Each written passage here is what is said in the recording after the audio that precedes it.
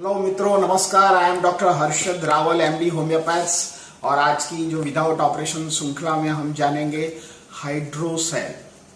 तो ये हाइड्रोसेल क्या है, उसका क्या सिम्टम्स होता है, क्या उसको डायग्नोसिस के लिए क्या हम मेथड यूज कर सकते हैं, इसका क्या होम्योपैथिक में कैसे क्योर है, और बच्चों में हाइड्रोसेल होता है तो कैसे तरह हम मैनेज कर सकते हैं, पोस्ट ऑपरेटिव भी उसका क्या कॉम्प्लिकेशन है, सब जानेंगे। मित्रों, हाइड्रो मीन्स पानी, और सेल, पानी में सेल भर जाता है तो उसको हाइड्रोसेल बोलते हैं। ये जो हमारे मूत्र नली के नीचे स्क्रोटम जैसा पार्ट है, इसमें दो टेस्टिस होता है। टेस्टिस के बाजू में जो जगह होती है और ये जो का पार्ट है स्क्रोटम पार्ट है, और इसमें धीरे धीरे हमारा इन्फ्लेमेशन जो इंटरनल ऑर्गन को बना हुआ है तो धीरे धीरे पानी भर जाता है।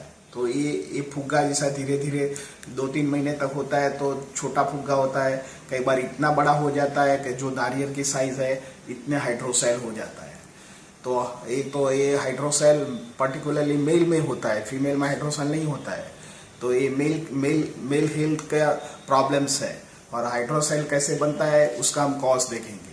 मित्रों, कई बार जो हमारा टेस्टिस है और कई बार हमारा यूरिनल यूरेथ्रल है, इसमें इन्फ्लेमेशन हो जाता है, और किडनी का कोई इन्फेक्शन बनने के कारण जो इंटरनल ऑर्गन स्ट्रक्चर डैमेज होता है, इसकी वजह से धीरे धीरे जो पानी यूजिंग होता है तो ये पानी वहीं भर जाता है, और इसके लिए हाइड्रोसेल होता है। सेकेंड थिंग मित्रों, कई बार हमारा स्क्रोटल पर लग जाता है, कोई इंजरी हो जाता है, कोई साइकिलिंग की वजह से या स्पोर्ट्स खेलने की वजह से, तो इसमें भी पानी भर जाता है और धीरे धीरे बड़ा हो जाता है।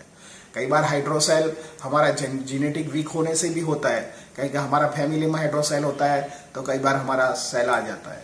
चौथा कारण है हमको जो खांसी की मात्रा रहती है और ज़्यादा खांसते हैं तो जो स्क्रोटल में प्रेशर बना हुआ होता है ये कुदरत से विरुद्ध होता है, तो भी हाइड्रोसेल में पानी भर जाता है और स्क्रोटम बड़ा होता है। तो हाइड्रोसेल के हमने वो सिम्टम देखे, उसका कैसे साइन है ये भी आपको जनाएंगे कि हाइड्रोसेल 2 प्रकार के होते हैं। कई बार इसमें हर्निया भी हो जाता है और कई बार पानी भी होता है। कई बार हाइड्रोसेल कैसे हम टेस्ट करें, तो जो हमारा स्क्रोटम है वो हाथ को लेके और आपका दूसरे हाथ स्क्रोटम को ऊंचा करो और नीचा करो, ऊंचा करो नीचा करो 3 बार, बाद में छोड़ दो तो तुरंत पानी फिर से पोजीशन में आ जाता है और फुग्गा बन जाता है। तो मतलब ऐसा है कि हाइड्रोसेल है। सेकेंड थिंग, आप नीचे का ऑर्गन दबाओ छोड़ो, दबाओ छोड़ो, दबाओ छोड़ो, और दोनों हाथ से आप रब कीजिए ये दोनों दीवार को, और इसमें आपको कोई गठान लगे तो आपको लगेगा ये हर्निएटेड हाइड्रोसेल है।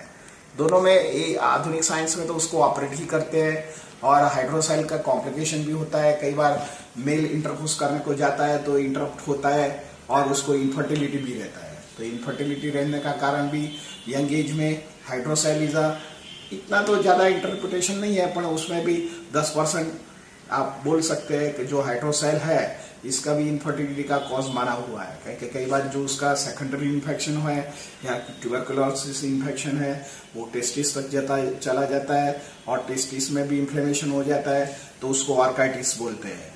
मित्रों, हम ये ऑर्काइटिस के बारे में आगे का वीडियो में देखेंगे। कई बार ऑर्काइटिस इतना इन्फ्लेम्ड होता है तो इसमें भी जो बना हुआ स्पर्म काउंट होता है ये कम होता है, और कम होने की जो सीमेन है उसको हम ओलिगोस्पर्मिया बोलते हैं। कई बार सेकेंडरी स्पर्म काउंट लो हो जाता है या नील हो जाता है ऑर्काइटिस की वजह से, सेकेंडरी इन्फेक्शन जो हाइड्रोसेल में होता है, तो इसको एजोस्पर्मिया बोलते हैं। और स्पर्म नहीं निकलने के कारण हमारा इनफर्टिलिटी बनती है। हम सारे बहुत पैसा यूज करते हैं तो फिर ठीक नहीं होता है। आधुनिक साइंस में इसके लिए बहुत अच्छी मेडिसिन है। तो ये जो हाइड्रोसेल के लिए भी आप जो होम्योपैथिक दवा है यूज करो तो आपको जो तुम्हारा स्क्रोटम कंडीशन है, टेस्टिस की साइज है, वो ठीक कर सकता है। मित्रों, हम होम्योपैथिक के बारे में जानेंगे तो सबसे पहले जो दवा है उसको पल्सेटिला बोलते हैं। पल्सेटिला 30 पोटेंसी में, जिसको हाइड्रोसेल बड़ा हुआ है तो उसको 30 पोटेंसी में दवा सुबह दोपहर शाम को लो। और जिसको अंदर पेन होता है तो इसको भी जो पल्सेटिला दवा है जो इंटरनल सेल है उसको रिपेयर करता है और हार्मोन एक कंडीशन में लाता है, तो पेशेंट को हाइड्रोसेल नहीं बनता है। सेकेंड मेडिसिन है सिलीशिया। सिलीशिया हमारा ऐसा बोलता है कि भाई जो हाइड्रोसेल ये पोस्ट सर्जिकल मेडिसिन है, जिसको सर्जरी हुआ है और कॉम्प्लिकेशन होता है तो उसको ठीक करता है। तो हाइड्रोसेल का ऑपरेशन के बाद जो भी कॉम्प्लिकेशन बना हुआ आता है, उसको यूरिनल प्रॉब्लम होता है, पेन होता है, सूचर में दुखाव होता है, तो सिलिशिया नाम की दवा बहुत अच्छा काम करती है।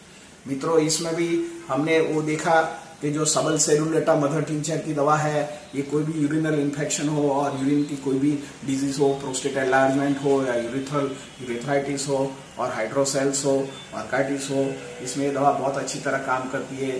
तो सबल सेलुलेटा का मदर टिंचर दवा होती है, तो इसमें 20-20 ड्रॉप सुबह दोपहर शाम लेने से आपको हाइड्रोसेल ठीक कर सकता है। चौथी मेडिसिन है मित्रों मर्क आयोडाइड एंड हेपारसन। कई बार इसमें पस फॉर्मेशन हो जाता है और गठान बन जाती है, तो ये दोनों अलग अलग दवा है।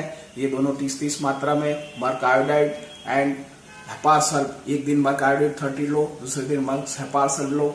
ये ऑल्टरनेट डे 2 से 3 महीने लेने से आपको हाइड्रोसेल रिपेयर्ड हो जाता है।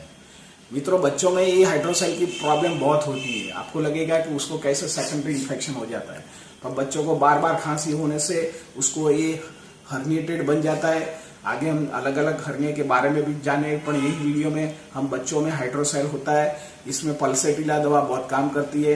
30 पोटेंसी की जो दवा बच्चों को दोगे 6 महीने तक, तो उसका बढ़ा हुआ है हाइड्रोसेल वो ठीक करेगा और बच्चा नॉर्मल होएगा बिना ऑपरेशन से। मित्रों, होम्योपैथिक में मास्टर ड्रग्स है, बिना ऑपरेशन से कई रोग अच्छे होते हैं। हमारे YouTube चैनल में जाके आप देखना, हमने 25 से ज्यादा पे जो डिजीज है ये विदाउट ऑपरेशन कैसे क्योर होता है, इसको नैरेटिंग किया है।